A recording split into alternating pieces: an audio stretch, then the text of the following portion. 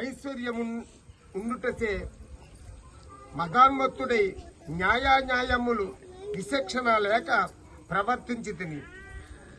దుర్బుద్ధు అలవాటు చేసి వేదములు చదవక శ్రీహరిని పూజింపక దాన ధర్మములు చేయక మెలిగితిని. నేను నా పరివారముతో కూర్చుండి ఉన్న సమయమునే ఇప్రుడును గాని వచ్చి నన్ను ఆశ్రయించిన అతనిసే నా కాళ్ళు కడిగించి నీళ్లు నెత్తిపై వేసుకోమని చెప్పేవాడను. విప్రుడంటే బ్రాహ్మణుడు అలాగొచ్చి ఏదో పని మీద వచ్చినా ఇక్కడికి వాళ్ళు తీసుకొచ్చి కాళ్ళు పట్టరా అని చెప్పి కాళ్ళు పట్టించుకుని కాళ్ళు కడిగించుకుని ఆ నీళ్లు ఎత్తి మీద జలకమని చెప్పాడంట. ఎవడు? ధనలోపుడు. నానా దుర్భాషలాడి పంపేవాడు. నేను ఉన్నతాసనమునపై కూర్చుండి అతిథులను నేలపై కూర్చుండమని చెప్పేవాడును.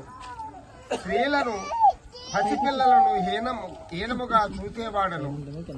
అందులకు నా చేష్టలు భయపడిన వారే కాని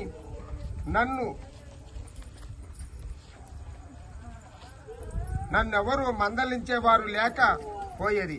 నేను చేయు పాపకార్యములు హద్దు లేకపోయేది. దాన ధర్మములు ఎటులలో నాకు తెలియవు. ఇంత దుర్మార్గుడై పాపి అయి అవస్మాన దశలలో, అవస్మానం అంటే చివరిసారిగా చనిపోతాడు, ఇంకా లాస్ట్ టైం అనమాట. ఇంకది అలాంటి టైములో చనిపోయి ఘోర నరకమునకు అనుభవించి 1,00,000 జన్మములు కుక్కనై 10,000 జన్మములు అంటే ఈడు అలా చేసినందుకు వీడికి నరక బాధలు అనుభవించి 1,00,000 జన్మములు కుక్క జన్మం ఇస్తాడంట. 1,00,000 సార్లు కాకి 5,000 జన్మములు తొండనై 5,000 జన్మములు పేడ పురుగునై తరువాత వృక్ష జన్మమెత్తి కీకారణ్యమందుండి కూడా నేను చేసిన పాపములను పోగొట్టుకొనుకోవడం లేకపోతిని.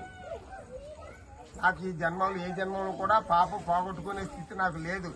ఏ జన్మలో కూడా పాపాలు పోగొట్టుకునే స్థితి ఉండదు. ఎన్ని జన్మాలంటే 84 లక్షల జన్మాలు. ఈ మానవ జన్మానికి ఒక్కదానికే ఉంది. పాపం తెచ్చుకోవాలన్నా, పాపం పెంచుకోవాలన్నా, పాపం పోగొట్టుకోవాలన్నా ఈ జన్మలోనే, ఈ మానవ జన్మలోనే తప్ప వేరే జన్మలో కుక్క, నక్క, సీమ, పెద్ద పులి, సింహం ఈ జన్మాలకు లేదు. ఈ పాప కర్మ గీతలు ఉండవు దాంట్లోకి. అది ఇంకో జంతువుని చంపేసినా దానికి పాపం ఉండదు, ఇంకో దాన్ని బతికించినా దానికి పాపం ఉండదు. ఎందుకోసమంటే జ్ఞానం లేదు కాబట్టి.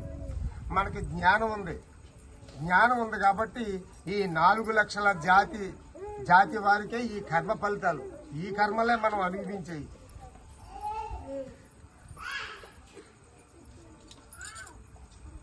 జన్మాంతరము జానితినైన నా కర్మములన్నీ మీకు తెలియజేతిని. నన్ను మన్నింపుడని వేడుకును. ఎవరిని వేడుకున్నాడు?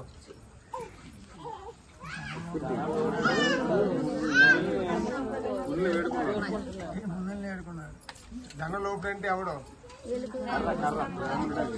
అమ్మలోని తెచ్చినవాడు ధనలోపుడు.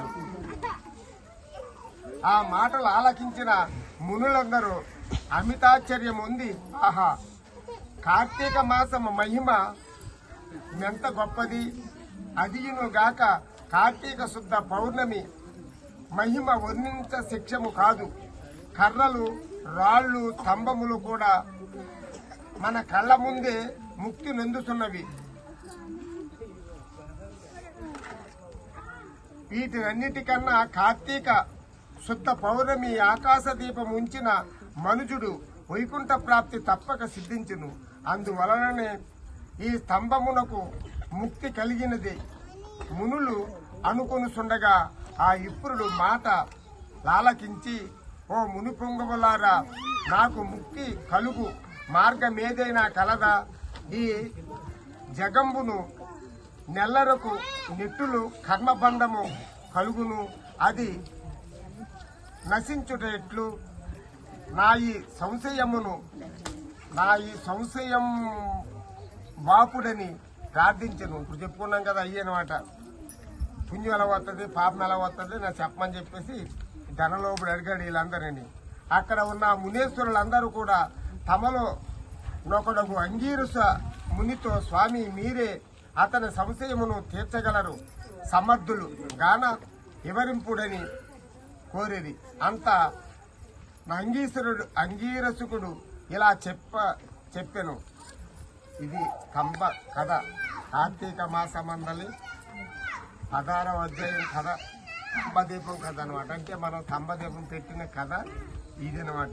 స్తంభదీపం పెట్టడానికి కారణం, దీని పుణ్యం అంతా ఇంత కాదని చెప్పేసి స్తంభాలు కూడా విముక్తులు అవుతున్నారు. అలాగే మన సంకల్పం చెప్పుకోవాలి. సంకల్పం చెప్పుకుని ఆ స్వామిని వేడుకోవాలి అందరూ కూడా. అది ఓం అని చెప్పేసి ఓంకారం ఆరతి ఇచ్చేద్దాం. అందరూ కూడా ప్రదక్షిణ చేయడం మంచిది. 3 సార్లు ప్రదక్షిణ చేసి ప్రత్యక్ష గురుదేవాయ అని చెప్పేసి ప్రదక్షిణ చేసి నమస్కరించుకుని అప్పుడు ఆరతి ఇచ్చేద్దాం. ఓకేనా?